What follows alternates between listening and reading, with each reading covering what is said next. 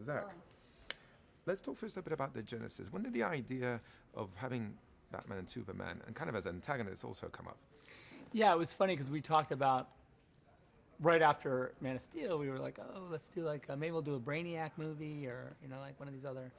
And I was like, do we really want to do another like alien invasion? It's just like a teeny bit. And then as we were talking about it, we talked about like, oh, maybe we'll do it. And then at the end of the movie, you'd see like Bruce Wayne like getting this like shipment of kryptonite in the last scene, right? That was like how it started, the conversation. And I was like, well, that's cool.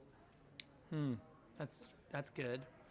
What if? And then we started talking about like, okay, what if Batman was in the movie and he was sort of watching Superman kind of from a distance? And then I was like, well, okay, if we're gonna do that, they need to fight each other. And then once you say it and sort of put it out, you can't take it back because there's no other. Like, okay, no, you know who's cooler than Batman is there's nobody. So that's kind of how it started. And then once we had Batman in the movie, we knew, I kind of pretty much knew if the universe could support a Superman and Batman, then it could support the rest of the Justice League. But for a fan like you, I mean, what was it like to have three of the most iconic superheroes and two of the most iconic villains in the same movie? Yeah, I guess it's a dream come true. It's like in a weird way, even just in the camera test, when I was just like look at the three of them, I was like, this is right, it felt right, because there was, I think after doing Watchmen, and sort of dealing in that big sort of metaphors, with those big icons, even though they're like, to the rest of the world, maybe those guys, Night Owl or Dr. Manhattan, aren't as famous as Batman, Superman, and Wonder Woman. To me, because I love that book so much, they are. And so now when you sort of switch that, take that aesthetic or that sort of those sensibilities and really focus them now on the actual, like the big three, it's a cool, it's like you got to know the rules before you break them kind of a thing. And I think that's how it worked out for me anyway. I think Ben is great as Batman. What do you think he brought to the role? Ben brings Ben's an amazing Bruce Wayne. Probably, I would argue, probably the best Bruce Wayne ever. And then by proxy, Batman.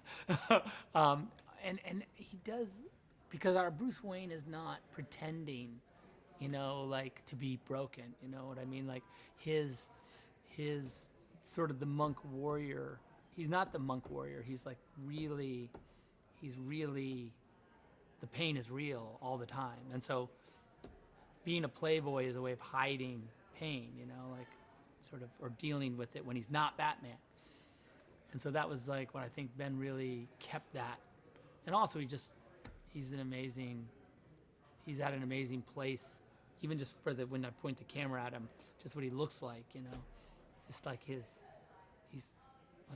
a big movie star finally, in like that kind of confident way that you don't have to try, just charisma, and it's all like immediate.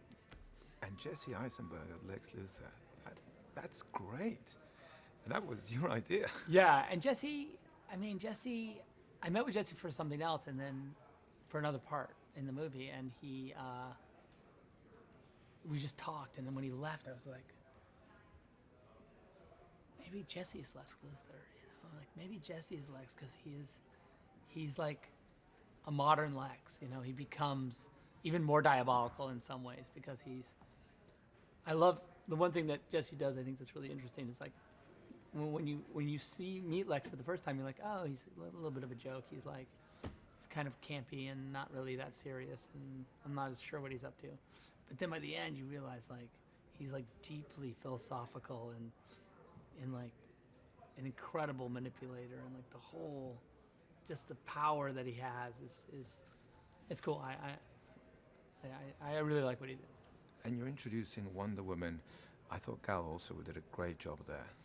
Yeah, Gal, really I think broke all of our hearts on the movie, and like she's able to go toe to toe with everybody, even in that scene with Ben in the museum.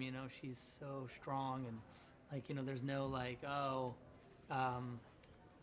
Bruce Wayne and Diana Prince, like, you need a pretty strong actress to stand up to him, and she just has no problem with him, and I love that. So just to wrap it up, we can make the next one shorter. What should the public expect from this film? I think they need to expect, if they go to the movie, which is fine, just like, oh, I'm going to see Batman fight Superman.